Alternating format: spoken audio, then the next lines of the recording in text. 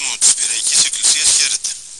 Σήμερα έχουμε κοντά μας τον σεβαστό και αγαπητό μας γέροντα και πνευματικό μας πατέρα, τον πατέρα Σαράντο, γνωστό σε όλους σας, μια και είναι παραγωγός επίσης στην Πειραϊκή Εκκλησία, για να μιλήσουμε για ένα θέμα που πολλές φορές ερωτάτε στην εκπομπή αυτή, την συγκεκριμένη περί άρτου και ίνου, που έχει σχέση με τα τρόφιμα.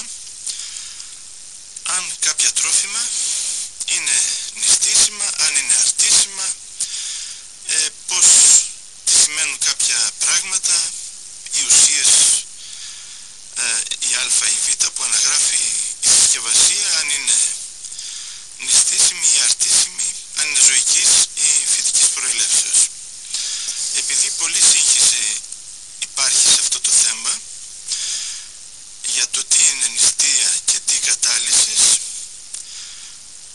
τι είναι νηστίσιμα προϊόντα και τι αρτίσιμα προϊόντα, γι' αυτό είπαμε να κάνουμε μια εκπομπή, μια και θα ακολουθήσει μια μεγάλη νηστεία της Μεγάλης Τεσσαρακοστής, ούτως ώστε να διευκρινίσουμε κατά το δυνατόν τις έννοιες αυτές.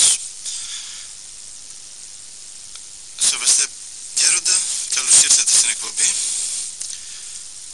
Να χαιρετήσω και εγώ τους σεβαστούς και αγαπητούς ακροατές και τις αγαπητές ακροατρίες και να ευχαριστήσω την πρόσκληση σημερινή που μας δίνει την ευκαιρία να επικοινωνήσουμε με τους ακροατές μας για ένα τόσο σπουδαίο θέμα, το οποίο μας αφορά συνολικά και ως ψυχές και ως σώματα, ως χριστιανούς δηλαδή αγωνιζομένους.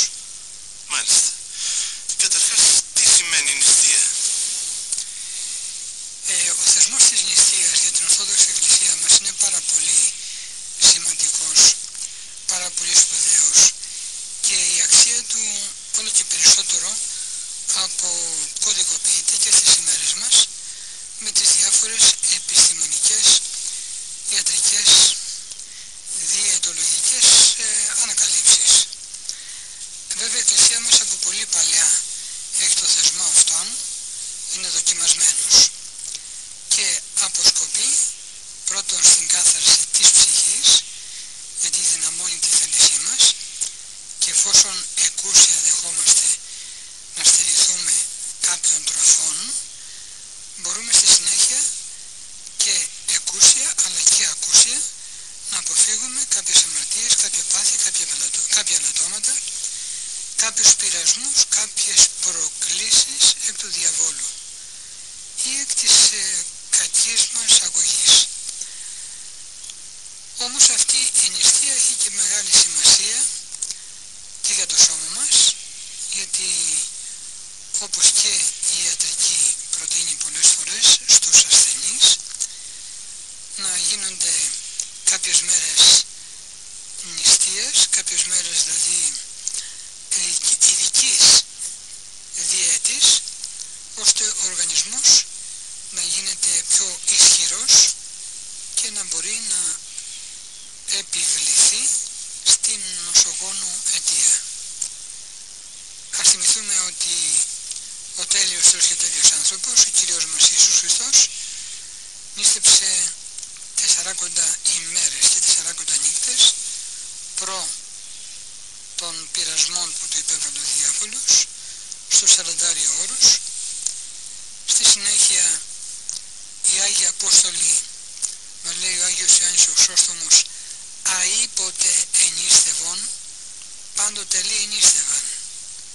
Είναι άποψη του Αγίου Ιωάννου Χρυσόστομου, φυσικός λίαν σεβαστή και τεκμηριωμένη από τις μελέτες του και από τη Θεία Φώτισή του. Και στη συνέχεια πολλοί άλλοι Άγιοι ανά τους αιώνες προσπάθησαν ακόμα και τα μέτρα της νηστείας του Χριστού να φτάσουν για να αποδείξουν ότι είναι τέλειος Θεός μεν και ως τέλειος άνθρωπος μας δίνει το υπόδειγμα, μας δίνει το πρότυπο, το παράδειγμα, ώστε νηστεύοντας και εμείς να αγιαζόμαστε, να καθαριζόμαστε και να φτάνουμε σε υψηλές πνευματικές επιδόσεις.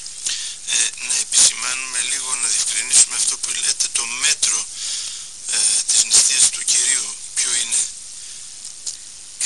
αυτό το μέτρο σφυριλατήθηκε στη συνέχεια μέσα στην εμπειρία των Αγίων Πατέρων, των χριστιανών και όλου του χριστιαπωνίμου πληρώματος.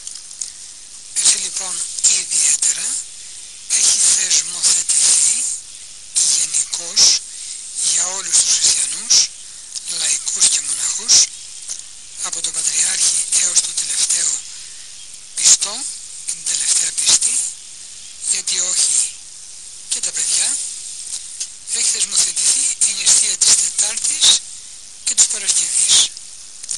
Υπό μία αυστηρότερη έννοια αλλάδου την νηστεία και υπό μία επίοικέστερη και οικονομικότερη, κυρίως για αυτούς που δεν έχουν πλήρη υγεία, μπορούν να χρησιμοποιήσουν και λάδι στο φαγητό τους. Έχουμε επίσης τις μεγάλες περιόδους, της Μεγάλης Τεσσαρακοστής που επίκειται, και αυτή είναι 40 ημέρες από την Καθαρά Δευτέρα έως και το Μέγα Σάββατο, και φυσικά και η Μεγάλη Εβδομάδα, και συνολικά είναι 50 ημέρες. Είναι μια μεγάλη περίοδος καθάρσεως ψυχικής, πνευματικής και σωματικής.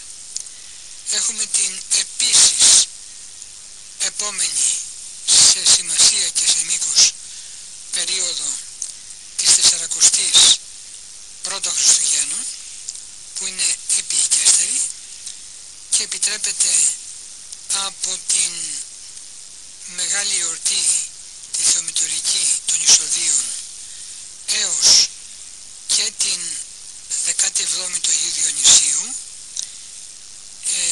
Επιτρέπεται κατά τη διάρκεια αυτών των ημερών το ψάρι και το λάδι, εκτός Τετάρτης και Παρασκευής.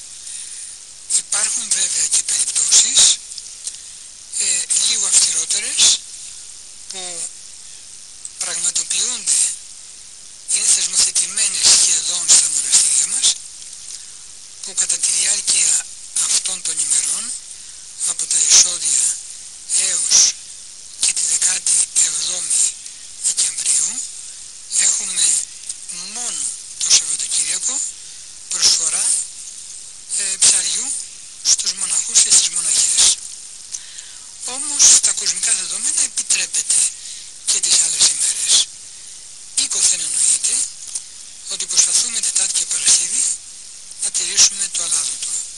Η πρώτη εβδομάδα πριν από τα εισόδια, που αρχίζει από τη 15η Νοεμβρίου, είναι εβδομάδα κατά την οποία επιτρέπεται το λάδι εκτός Τετάρτης και Παρασκευής, ή πάλι σε κάποια μοναστήρια ή και λαϊκοί ακόμα συνηθίζουν στην αρχή ένα τριήμερο αλάδωτο, ώστε μέσα από το τριήμερο το αυστηρότερο το αλάδωτο αυτό να δημιουργείται, έτσι θα λέγαμε,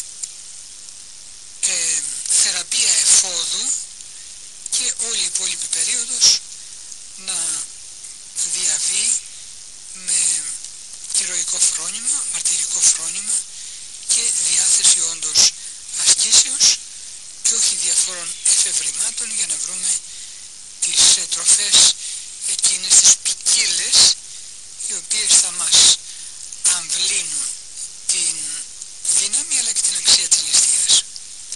Και ένα τελευταίο που πρέπει να συμπληρώσουμε, στη Μεγάλη Τεσσαρακοστή είναι θεσμοθετημένη μια εβδομάδα πριν από την Καθαρά Εβδομάδα, που αποτελεί έναν πρόλογο, μια εισαγωγή της Μεγάλης Τεσσαρακοστής, και αυτή είναι η εβδομάδα της Τυρινής, κατά την οποία όλες τις ημέρες επιτρέπεται το ψάρι, το λάδι και ό,τι σχετίζεται με τα γαλακτερά, γιατί θέλει η Εκκλησία να μας εισαγάγει με έναν ήπιο τρόπο στην αυστηρότητά της Μεγάλης Τεσσαρακοστής δηλαδή.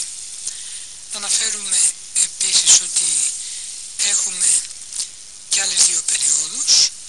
Είναι η περίοδος του 15 Αυγούστου, από 1η Αυγούστου έως και 14ης, όπου πάλι θα λέγαμε είναι αυστηρή η νηστεία, και στο ενδιάμεσο, δηλαδή 6 Αυγούστου τρώμε ψάρι, επιτρέπεται προς τιμήν της μεγάλης δεσποτικής εορτής της Μεταμορφώσεως.